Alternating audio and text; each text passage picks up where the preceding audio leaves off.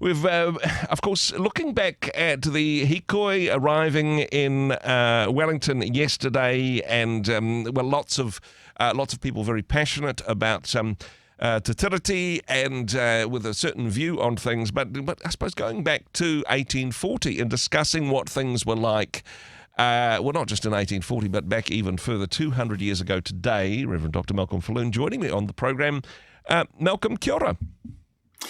Kia ora to you, Andrew. Yeah. Now, everybody is at a disadvantage to you, Malcolm, because, I mean, there was lots of people in Wellington yesterday who have some views and opinions on Te Tiriti and what it means, but I don't know anybody that knows as much about New Zealand history as you do. So as I say, you've got an advantage in this one. But important, I suppose, to understand the history, to understand what was happening culturally and even spiritually at the time building up to Te Tiriti and the relationship between the peoples of Aotearoa at the time.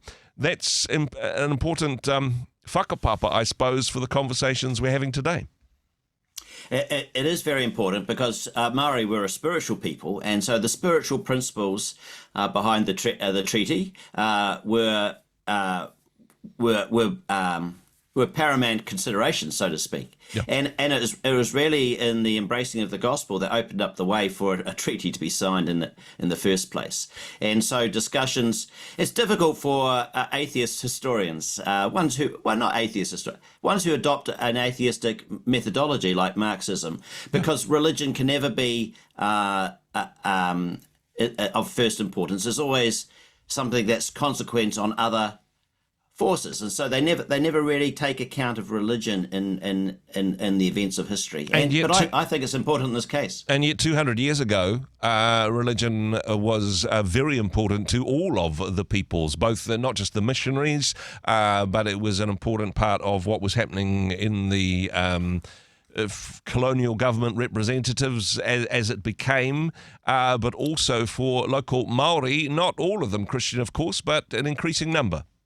It is, because we are in danger of reading back our secularism into those early years, and therefore we fail to understand really what's happening. And I think one of the things is the conversion of Māori to Christianity, and the way that's changing their view of the world, changing of their political relationships with the world and with Britain. And I think in many ways it starts in 1806, but that's a longer story. But 200 years ago, there's a very significant person, Christian Rangi. He was baptised Karatiana Te Rangi, and Karatiana being Christian, so the missionaries called him Christian Rangi. Although when they first met him, they didn't actually name him at all, because they were very aware that if they gave him a name, it would be all over the missionary reports in England, and so they didn't want them to jump on things at a very early stage. Can I just say, from looking back from this point of history, calling a Māori convert Christian Rangi does sound a little bit parochial, or perhaps a little bit of colonialism in there. It hasn't aged well as a title, Malcolm. Well, they asked him, "What would you like?" They asked him for his baptism name. This is next year. We'll talk about this. 1825 is in September is when he was baptized. They said, "What would you like to take as your baptism name?" Māori took all kinds of names. He wanted to take the name Christian, and there's a particular reason for that, because he had a dream of going to heaven and meeting Christ. Wow. And so when he took his baptism name, it very much is, yes, we see it as colonialism, but for him, it was a confirmation of his faith in his welcome into a heavenly country by Christ. The year before, in 1824, so that's about 200 years ago, this is when he moved to the Bay of Islands. He was a refugee from Whangarei because of the growing tensions between Ngāti Whātua and Ngāpui. And he evacuated there with his hapu, maybe up to 70 people living in Waitangi. But he was lame, and maybe as the consequences of tuberculosis. And so we know that he was in one place and didn't move around. Henry Williams would visit from Paihia, and he noticed him because he started to, every Sabbath day when they visit, he'd have a red flag, which he flew from a flagpole. And, the waving of flags was something that Māori did on the Sabbath to indicate that it was the sacred day. And Henry Williams would come, and Christian Rangi would have his people there, and Marianne Williams writes in her journal in September that our old friend, the interesting chief, she called him, has decided to have an experiment, that he's going to plant some kumara with the karakia and some kumara without. Wow. And the one that grows the better, he'll know as the true God. Wow. And this is part of that sort of bold experimentation with Christianity that often converts will do. It's a time when you're thinking, okay, who's got the truth here? I'm hearing this from the missionaries. I have my traditional things. Let's experiment with what it might be like. Kind of like Gideon and his fleeces, except with kumara, right? Yeah. Well, with kumara, it's a sacred crop, as what people's livelihoods depended on. It was very important that it be not fail, and so to do it with the appropriate karakia was very important. So to not do that, and then in actual fact, a month later, Henry Williams tells us that this is in October. He threw off the tapu altogether. Now, for a chief to do such things was to invite attack, not only on himself but his tribe. This is a very concerning thing. Now, of course, he's very ill, and so the tribe people say his iwi, his hapu, we're saying that this is the reason why you're ill, is because you've been breaking the tapu. Yeah, and Henry Williams had to talk to him and say, were you sick before you planted the kumara or after? And he said, well, I was sick beforehand. Yep. So Henry Williams would say, well, you have no reason to believe that that was the cause. Mm. But then he would talk about, do you know the cause of sickness and death in the world? And Henry Williams would explain that it goes back to our first parents eating from the tapu tree. Wow. So he's taking him back to Genesis 3 and the way that sickness and death comes in, that sickness and death will come to us all. Yeah. Unless we repent and turn to Christ, we will be, in which case we'll be welcomed into a heavenly country.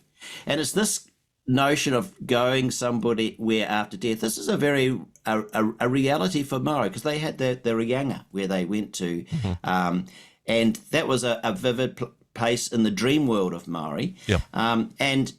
So this heavenly country, he said to Henry Williams, I'd like to go there before I die. Yeah. And Henry Williams knew exactly what he was wanting. He was wanting to, in a dream, to go and, because it's one thing for the white man to say there's a heavenly country for white men. Yeah.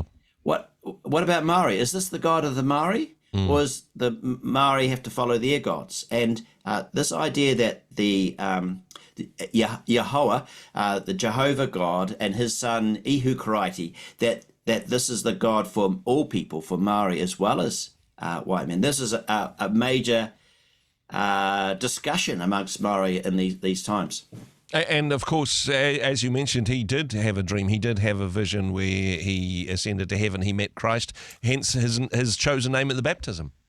Well, it wasn't the result. Wasn't why he converted, though, because Henry Williams realised that if you pin everything on dreams and such then actually it's going to change one way or another. He said, what you need, he said, no, not a dream. What you need to do is pray for a new heart within. Wow. Because it's your experience of the transformation that comes through faith in Christ, on which your faith needs to rest. And it's just one of those gracious things that, having confessed his faith about, I think it was about a month later or 2 or 3 weeks later, he also had a dream. God's gracious in these things. In some ways, the dream was not so much, it was really a testimony to his family, because, of course, they placed great significance in dreams. But for Christian Rangi, it was his experience of Christian prayer. It didn't matter what the missionaries had said. They had asked him to pray. Yep. It was his experience of answered prayer that led to his confession of Christ. So and to take his name. Yeah, the vision wasn't what led him to Christianity. It was a consequence in some ways. Exactly. Yeah, no, that is absolutely fantastic. You mentioned about how it was a tradition to signify the Sabbath with waving a little red flag on the Sunday. There was lots of flags, of course, in Wellington yesterday. Not sure it had anything to do with the Sabbath, but yes, of course, at their origin they do. The Takara does. It's a CMS flag. It was for their ships, but yes, no, and particularly red. It's but also white. White got used as a flag for making peace, and yes, and that was associated with the Sabbath. So certainly the colour scheme that we saw in Wellington yesterday is historically accurate in that regard. Hey, it is. I suppose it's so important to bring the spiritual aspect back into the story. As I say, it is part of the whakapapa of our nation, including the period of time that led up to Tiriti. Malcolm, thank you for the work that you do. Thank you for helping us unpack this and I suppose the spiritual background, the spiritual foundations of our nation. Thanks for taking the time to chat with us today. No, you're most welcome. Hey, thanks very much for joining us in the Rhema studio. Thanks very much for watching the interview. It's kind of nice to have an audience, actually. And if you did like what you watched, then do give us a like, do give us the thumbs up. And if you'd like to see more interviews like that one, or perhaps even better, subscribe and those interviews will come straight to you. Don't forget to turn on your notifications, and we'll see you in the next one. Cheers.